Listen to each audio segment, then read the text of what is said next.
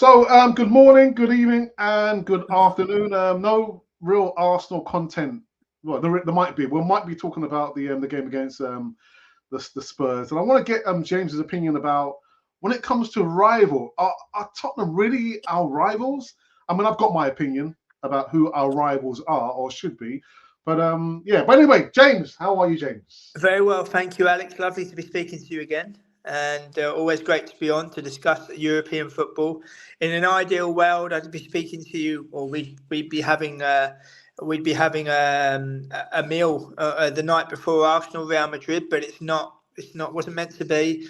Bayern Munich deserved their win over two legs against Arsenal, and now they take on Real Madrid, who they've knocked out of European competition 5 times in their history, and I expect them to do it a sixth time. So I think they'll go on to win their seventh Champions League, which for a club of that standing, of that ilk, is nothing short of incredible.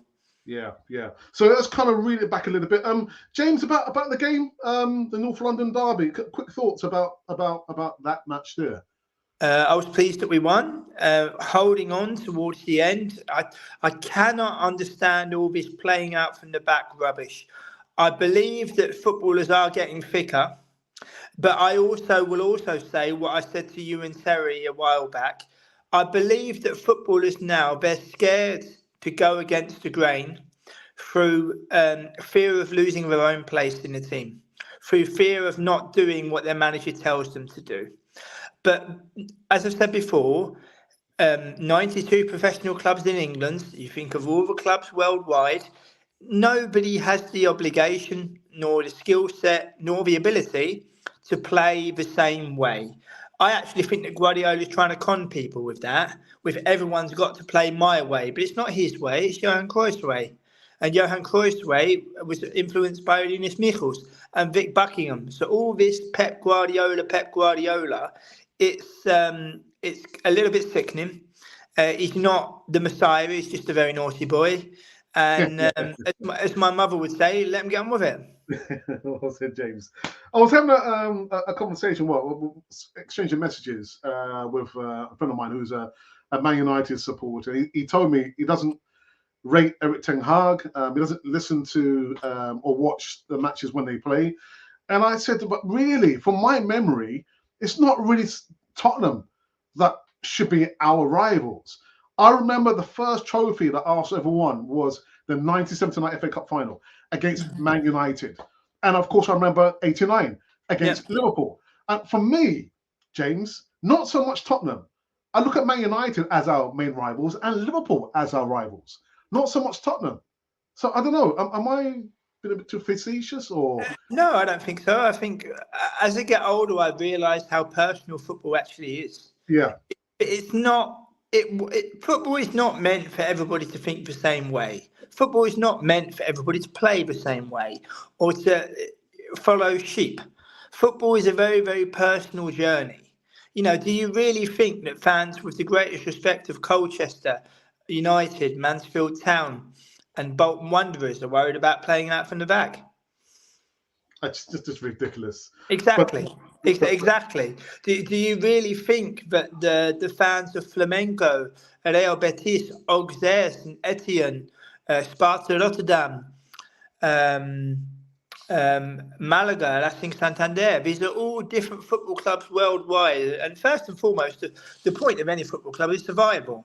That's the first port of call, is to survive. And I think the money involved in the game, it's just becoming too much, not just in comparison to the working man, but also in terms of value for money, you know, and the millions of pounds that spread around. And like, for example, Liverpool paying 11 million euros to get Arne Slot. Is this a new trend where clubs pay other clubs for managers? Never used to be that way, did it? You didn't have to pay compensation to get your manager. You just sounded him out. He resigned and he took over the job. But I just think now there's so much money at stake. And I quote from Terry, the Americanization of English football. It's like a train coming down the tracks and nobody's diving to one side to get out of the way. If anything, they think the people on the train are going to wave back to them. They're going to mow them down. They're going to kill them. It's just very, very, very worrying. Just talking about survival, James. Everton secured their survival in the Premier League, and just I think they had an 8-point deduction. And Sean Dyche, he's done a really good job at Everton, really good job. And going back up to the Premier League is Leicester City. And James, I know we always kind of joke about giving another club the opportunity to play in the Champions League. Why not give that opportunity to Leicester City, James, rather than Crystal Palace? Well, when Leicester City played their only Champions League campaign, what stage did they reach? Good question. Quarterfinals. It took us 14 years to get to a quarterfinal. You see what I mean? Yeah. And they knocked out Sevilla. They were unlucky against Atletico, and if they'd have won through against Atletico, they could have very well gone on to win it. So you just never know. And they also beat PSV Eindhoven. They also beat Rennes. They did well in European competition. Yeah. There's something about the Champions League that Arsenal have been knocked out and never. Yeah. Fully deserved. Bayern Munich were the better team over 2 legs. I went to the away leg, and it will stay with me forever. Even though we lost, it was just. I thought to myself, I went away from that trip, Alex, and I thought to myself, if only my club could be like that. If only my club could be like that. Now, I don't mean a domestic juggernaut that wins 11 titles in a row, or 7 Champions Leagues. What I mean is that the people involved at the top end of the club, they're there for the right reasons, and they're there to ensure the health of the club and that their standards do not slip. And yes, it's impossible to win 12, 13, 14 titles in a row. They won 11 in a row, did Bayern Munich. But, when you've got when you had Beckenbauer, when you had Uli Hoeneß, when you had Karl-Heinz Rummenigge, when you go into the museum of Bayern Munich, it really is extremely impressive. Even to the point of the meeting table where the 3 of them would sit there and discuss at length the best interests of the football club. They've won this competition 6 times with 5 different managers, 3 times in a row in the 70s, in 2001, 2013, which is the greatest European opponent I have ever seen, when they beat Arsenal 3-1 at the Emirates, and also 2020 in the year of Corona. And I expect them to win a 7th title, and obviously Real Madrid with Jude Bellingham. We did a podcast once about the importance of learning a foreign language, and first and foremost, Jude Bellingham is on fantastic form. To be so mature, to be doing so well, absolutely brilliant. He's a role model for so many people. But I was a little bit disappointed, Alex, when the Spanish reporter says to him, "Do you think that you would be able to do this interview in Spanish?" And his response was, no, I'm too embarrassed. So you're not too embarrassed to go out and play in front of 80,000 people every week, but you are too embarrassed to say, for example, "Sí, hemos ganado un partido muy bien y quiero ganar la Champions con el Real Madrid." Yeah. And how many people would have seen that and thought, wow, a 20-year-old, an Englishman doing that? I thought it was a missed opportunity for him. There's no need for Jude to show any kind of embarrassment. You are at the biggest club in the world. Everybody is proud of you. And what you can achieve can go down in history. And that includes learning the language. Yes, he's only 20 years old, but I did think it was a missed opportunity. James, you just kind of gave some thoughts about trying to keep the culture of a club. I mean, you told me that you asked for a program guide for the match, and you received this wonderful stuff in the post. Yeah, but unbelievable. Is it not very difficult to maintain that culture at a club? Because I'm looking at Liverpool, James. Mm. And I'm trying to look at and remember all the managers. That what's it called? The boot room. The boot room. And have they kept that culture at Liverpool? Have they? I think it's been watered down due to the owners. They have American owners that are only interested in one thing. Yeah. There's American owners at Birmingham City who want to build a 60,000 seater stadium. Birmingham City could get relegated to the third division if results don't go their way this coming Saturday. So if you are factually a third division club, you ain't building a 60,000 seater stadium within the next 5 years, are you? So it's like an Americanization of English football, and they are not doing us a favour. Yeah. They are not doing us a favour. They are not. I refuse to believe that. When I got home from Munich and I saw the clippets of Stan Kroenke's in the Allianz Arena with his son Josh, did he need to be told about Bayern Munich, do you think? Was he given a guided tour of the museum? Arsenal's attitude in European competition was completely wrong from the get-go. First and foremost, we used the competition as a way of making money. Not once was there any specific ambition to win the competition as a sporting achievement. Not once. We seem to be so disingenuous to the maiden voyage that we had in this competition. It is ridiculous. The Arsenal website this year kept banging the drum, even in the 50 greatest Champions League moments, bearing in mind we've never won the thing, saying, we made our European Champions League debut at home to Lens. No, we didn't. We played Strongset in 1971 in the European Cup, which you had to win to gain entry.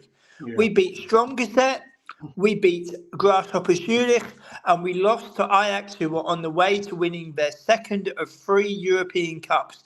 How disingenuous do you have to be? As I've said before on a different podcast, Alex, would they have been so disrespectful and so disingenuous to that 1971-72 side if we'd have won the competition? I don't think so somehow. Yeah. James, I'm going to pose a controversial question to you. I think we might have spoken about this in a small sense of the word. The fact that Arsenal have not had a British or English manager stroke coach for how many years? Do you think that's probably the reason why we have not won the Champions League? We've had Arsene Wenger who brought us close, but if it had been a British manager, do you think we would have won it at least once or twice? Is it down to culture or? I think it's a great question. I don't think it's impossible to answer, of course. I'm not entirely sure, but we are an English football club. But you wouldn't know it, would you? You wouldn't know it. You know, vamos, vamos, vamos. What happens if you can't understand that? What's he saying? Like, for example, the final whistle goes yesterday. Vamos, vamos, vamos. Okay, somebody's going to ask from Plumstead or from South London or from Woolwich or from Islington, what did he just say? I don't know what he said. You know, I've been supporting the club for 35 years. I've never seen an English manager at Arsenal. Never. I know there are extenuating circumstances, but I was speaking to an Ajax friend of mine a couple of weeks ago, and I raised this very point, Alex. And his response was, for Ajax, that would be unimaginable. That's all he said. For Ajax, that would be unimaginable. And he's absolutely right. But we're in like a twilight zone now, where people are trying to forego any form of identity. They're trying to forego any form of heritage. And it's a very, very dangerous, slippery slope. It really is. Why do we have passports? Why do we have them? Why do we speak foreign languages? Why do we have borders? Why do we have these things? You know, to get people thinking about things. We are an English football club who hail originally from Woolwich in South London. That's why I have extreme difficulty in singing North London Forever, because that's factually incorrect, isn't it?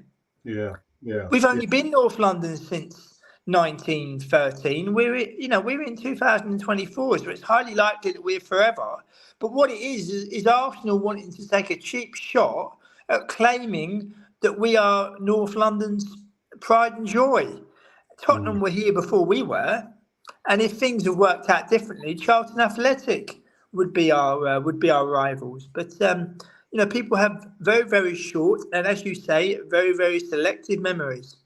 Do you know what, James? So I'm looking at this graphic that I created here, and we have come close once to winning the Champions League, and we know what happened with that. But I'm looking at the history of Bayern Munich.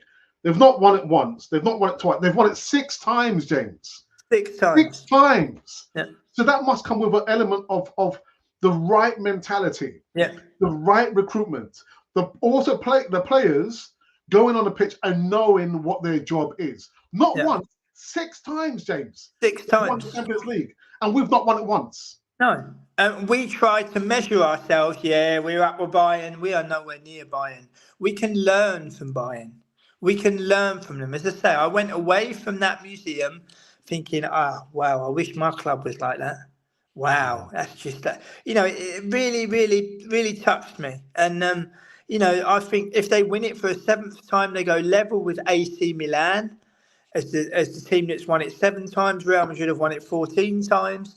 And yes, you could say it's becoming very much a closed shop. But people forget as well, this tournament has only been going for 69 years. And in the 69 years, there has only been 23 winners, and we are not one of them, even though we've had extreme amounts of experience. I think we've had about 28 bites of the cherry. Well, what was the bloody point? What was the point of that?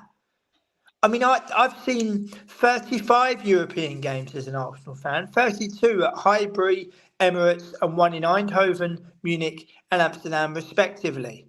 I still cannot believe that the last time I saw my team win a European trophy was 30 years ago, and the 2 European trophies that we have won are now defunct.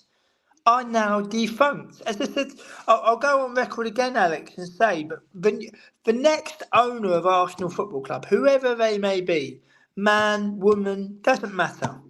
I would love that person, whoever they may be, to say, ladies and gentlemen, Arsenal Football Club have a very difficult relationship with European competition. What I would like to do during my tenure is improve our pedigree and our European standing. If I was to hear that from Arsenal's new owner, I think I would do somersaults across the front room. I think I would jump so high, I think I'll be touching the heavens. But we're not built for European football. Yeah. We are just not built for it. I mean, we're in next season's Champions League. I will go to home games, but I will be extremely selective. And even then, I will be focusing on the opponent, because everything I've done before, I will not be doing again. It's like going to a party, but nobody knows why you're there. Nobody knows what are you doing here. This is the red carpet. Your name's not on the list. You're not coming in. But we think we can get in because we're Arsenal. Chelsea have won it twice. So what do we? When they say champions of Europe, you'll never sing that song. What do we say? Oh yeah, we beat you 5-0. Who cares? They've won it twice, and they didn't need 28 bites of the cherry. Aston Villa could very well be in next season's Champions League, Alex. When they come out of that draw, when they're pulled out of the pot, or when they're automatically assigned because it will be machine-based, what will they say? Oh, Aston Villa, winners in 1982. So Aston Villa, before they even set foot on the pitch, they will have a leg up on Arsenal. They've won this competition. We haven't. Ah, dear. Anyway, they beat Bayern Munich in the final. Would you believe it? They beat Bayern Munich in the final. They went from the 3rd division to European champions inside a decade. It's still criminally underreported. But Ron Saunders also had to sell, I think, £3 million worth of players. But he still moulded a team to become European champions. And he left because he was a man of principle. He left because he was a man of principle. And, well done to Aston Villa, I say. Well done to Villa. James, would he have your vote as manager of the season if he were to secure Champions League and if he was to win in the conference, the Europa Conference? I will hold fire to see if Luton... Okay. I will hold fire because if Luton Town stay up, I would give it to Rob Edwards. Okay. Because you had some critics who were claiming that Luton would get relegated by Christmas, which I thought was highly disrespectful. They had to make £12 million of renovations to their stadium before they could even play in the Premier League. And I think to be written off by all and sundry, I think if Luton stay up, I would give it to Rob Edwards, Sean Dyche as well, to play your football under the cloud of a points deduction for 4 months. That's not easy. Yeah. But if Manchester City win it and it goes to Pep Guardiola, can the PFA and the Premier League please release a statement by saying we are no longer going to vote for a manager of the year because it's become quite blindingly obvious it's got absolutely nothing to do with ability and it's whoever wins the league. Okay. Personally, James, I would like to see a new name inscribed on the Champions League. PSG. I mean, you rightly say that Real Madrid have won it 14 times, Bayern 6 times. But I think for me, it seems like PSG might just be the newest name inscribed on the Champions League trophy. I know you think otherwise, but... No, I understand your point. I think there'll be riots in Marseille if it happens. I think Marseille will fall. But Luis Enrique has done an absolutely marvellous job. Yeah. Luis Enrique is what Arsenal fans think Mikel Arteta is. It's true, isn't it? Luis Enrique is what Arsenal fans think Mikel Arteta is. He's on for another domestic treble. People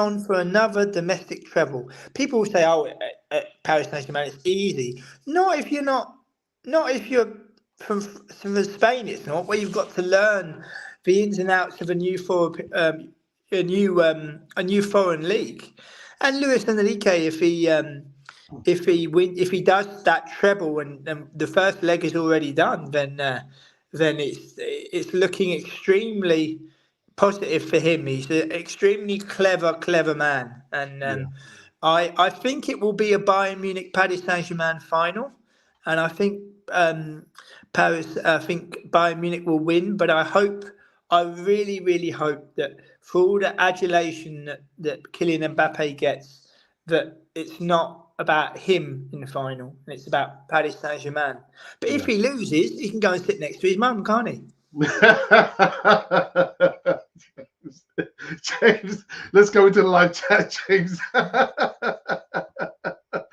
Good afternoon, Colin, who says, get it, Alex, a fantastic guest. Thank you ahead of time for sharing your expertise on James Road. Thank you for that. Thank you very much. You're more than welcome. Lovely words. Thank you very much indeed. Careful, Alex and James. Why? I know a guy in a group that gets a lot of flack for saying Tottenham are not the rivals I care to discuss. Did I give it away? Who thinks that?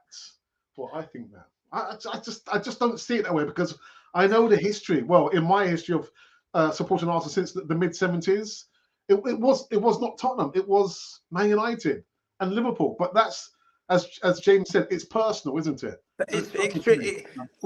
We live in a world where rivalries are being manufactured. Yeah. Brighton against Crystal Palace isn't a rivalry, is it? But it's become one. Isn't it? Assembled says, good afternoon, gents and the chat room. Good afternoon to you. And what's this one? Colin, okay, the problem here is that if Arsenal lose the league by less points, it will be seen as improvement, allowing new contracts to be given and more of the same. First is first, second is nowhere. First is first, second is nowhere. Do you remember at Sports Day where you got a "I tried hard" sticker? Do you remember? That's what Arsenal get. We tried hard. We did our best. Honestly, if we don't win it, that's the second consecutive season where we would have led from the front for a significant amount of time and not got over the line. What on God's earth makes you think that third time lucky, everything is going to be all right? Honestly, some sheep are some people. Sheep. Yeah. Colin goes on to say that I hear that most of our fan base is in love with characters rather than major honours being won. I've said that so many times. Yeah, no, it's a very clever point from Colin. It's a very, very clever point. But Jurgen Klopp's leaving, and I remember an ITV interview he did, and I forget the gentleman's name at ITV. I think it's Guy something, but he's really, really good. I have to check his surname. He's brilliant. He's really, really good. He said to Jurgen Klopp on the eve of the Champions League final in 2013, what characteristic does the Jurgen Klopp team need to have? And what does he reply? What did he say? Character. Well. So not a character. Oh, I love him. He's my mate. He's my original G. Yes, my man. No, the actual description of what character entails. There's a huge difference. And half of our fan base don't even know what that difference is. The assembled goes on to say in response to Colin, the game has changed so much that participation brings enough money that actually winning the trophy is secondary. Well, let's disband, pack up and go home then.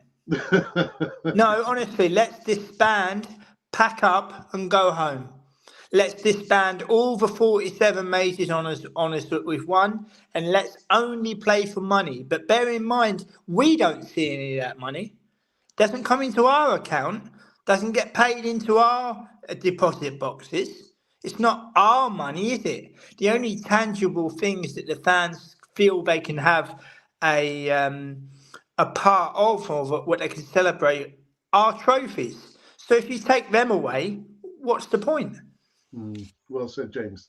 Do you know what? We've actually come to an end. It's just 2 minutes after the hour of 5 p.m. local time, and I've got to run off because I've got an appointment. James, when are you going to be back on the platform before it comes to an end? Well, I think we have 2 more scheduled. I think we have looking ahead to the second leg of the semi-finals, and then we have the run up to when the finals made public what the final will be. I think my prediction tomorrow for both semi-finals, I believe it will be a 2-0 win for Bayern Munich, and I believe it will be a 1-1 draw for Borussia Dortmund, because I can't see Paris Saint-Germain winning in Germany. But when we speak next week to preview the second legs, then we'll speak about that as well. But yeah, I'm looking forward to the games tomorrow. I've been in the Allianz Arena. It's a beautiful stadium. I've also been watched Real Madrid live before. But these are 2 European heavyweights that have won this competition 20 times between them. So we can watch and we can learn. Real Madrid and Bayern Munich are not concerned with money, are they? Money's not the be-all and end-all, is it?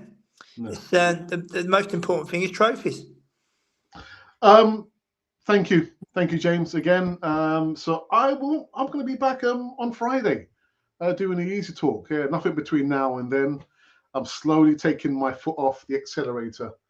Yeah, you know what I'm talking about. James, thank you very much, James, for your knowledge again. You're more than welcome, and I'll feel the same.